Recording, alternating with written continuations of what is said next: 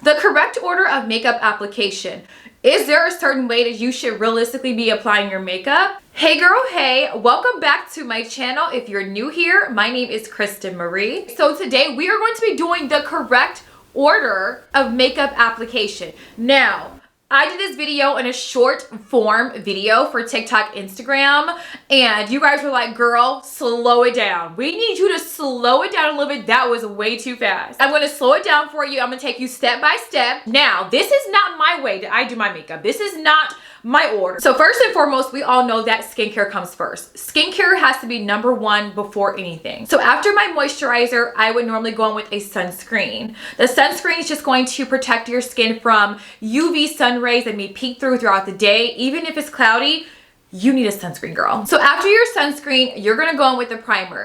The primer is just going to extend the wear of your makeup. If you have oily skin, a mattifying primer is more suitable, or if you have dry skin, a hydrating primer will be great before you apply your foundation. Okay, so after primer, we're gonna move into color corrector. A color corrector is just going to help neutralize any darkness under the eye, dark spots, if you have darkness around the mouth, any discoloration on the face, a color corrector is going to neutralize it. Now, there are many different shades of color corrector for each shade. If you guys want me to do a video on color correctors, definitely drop a comment down below. Next is foundation. Now, a foundation is just literally just going to be the base for your makeup. Again, if you have dark spots on the face, any redness, any discoloration on the face, this is going to cover, especially if it's a full coverage concealer. Now, I normally use a matte foundation because I do have oily skin. You have more of dry skin, a more hydrating, glowy foundation will be suitable for you. So in applying my foundation, I like to use an actual foundation brush. I feel like a foundation brush gives me the most coverage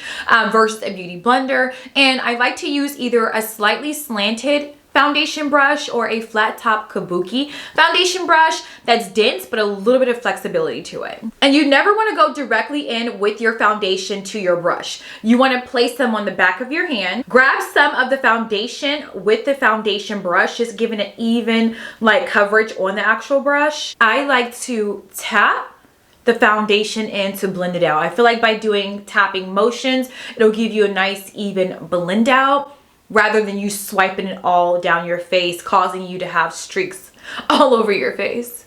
And when applying your foundation to your face, you definitely want to make sure that you bring it down to the top of the neck.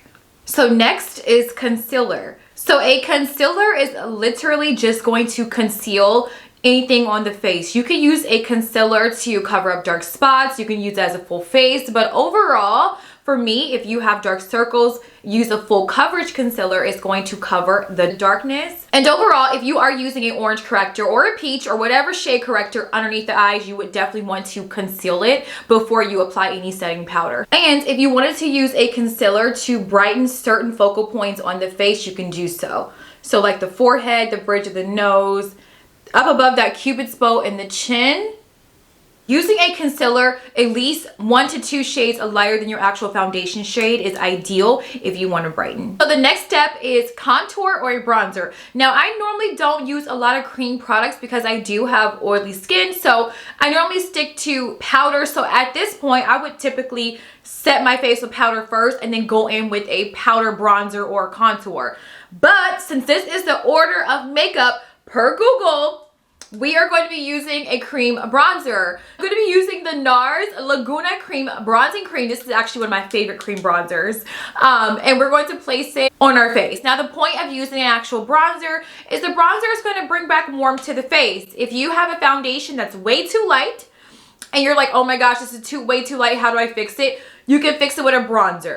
Ideally, you would want to place this where the sun would naturally hit you. So the higher points of the face, on your chin, across your nose, wherever the sun will hit you, that is where you're going to place the bronzer. I do want to say a bronzer is meant to add warmth to the face. So it should have a more warmer undertone versus a contour. A contour is going to add structure, as I mentioned, to the face. So it should have more of a cooler undertone. Okay, so next is blush. Now, if you love a flush of color on the cheeks, honey, a blush is going to be ideal if you want to wear blush on the face. I love blush. I love how blush makes my makeup look. I like how I can turn it from a glowy look to more soft So blush is really one of my favorite things when it comes to makeup. And how you apply your blush, for me, I like to apply my blush based on my face shape. So next is going to be setting powders. A setting powder is literally just going to set all of your wet makeup products. You don't want to walk out the house with just wet products on your face without setting it. The setting powder is going to give you longevity. It's going to mattify. It's honestly going to prolong the wear of the makeup as well. And I like to use a velour puff to set my under eyes. I feel like it gives me the ultimate smoothness blurring effect.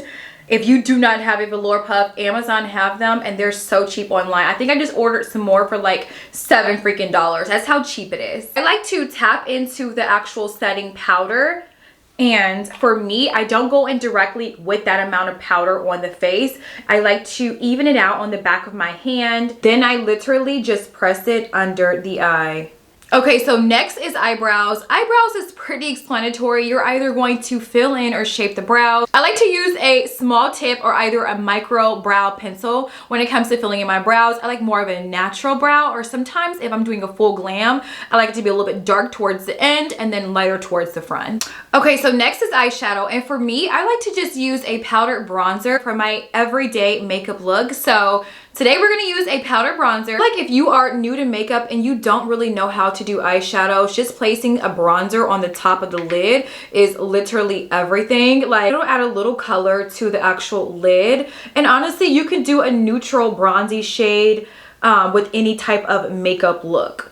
Okay, next up is eyeliner. So I like to use the eyeliner when I do more of like my full glam makeup looks, but you can use an eyeliner across the lid. It kind of adds a little bit of definition to the actual eye shape of the eye, and I like that. If you want to do more of like a winged out eyeliner, you could also do that as well. Okay, so next is mascara and or lashes or both. And if you're going to do both, just know that your mascara should always come before your lashes. A mascara is going to add so much length and volume to your lashes. I love me a good lip liner and a good lip combo, honey. Then it's lipstick or lip gloss, depending on your preference and what you want to apply to your lips. Sometimes you may do a little gloss and a lip liner. Sometimes you may want to do a lipstick. For me, I'm gonna do a lipstick today. Okay, so before we apply the last step, which is setting spray, I'm gonna go back through and I'm going to apply my bronzer and retouch up the blush with powder product. And why I'm gonna do that is because it's really going to make everything pop and pull the makeup look together. I feel like if you use cream products, after you set with powder, you need to go back in with a powder bronzer and a powder blush to bring everything back to life and to add the color and make everything look so seamless. And lastly, setting spray. The setting spray is just going to give you longevity. It's going to extend the wear of the makeup as well, and just keep your makeup looking good all freaking day long. This is the correct order of makeup. I hope this video helps, especially if you're a beginner in makeup and you really don't know where to start. This will at least give you a starting point on how to do your makeup. If you are new to my channel and you've made it to the end of this video, hey girl, hey. Don't forget to hit that subscribe button, that post notification bell, so you are notified every time I do upload new videos. And make sure to check out my latest video. You don't want to miss it, especially if you're a beginner in makeup.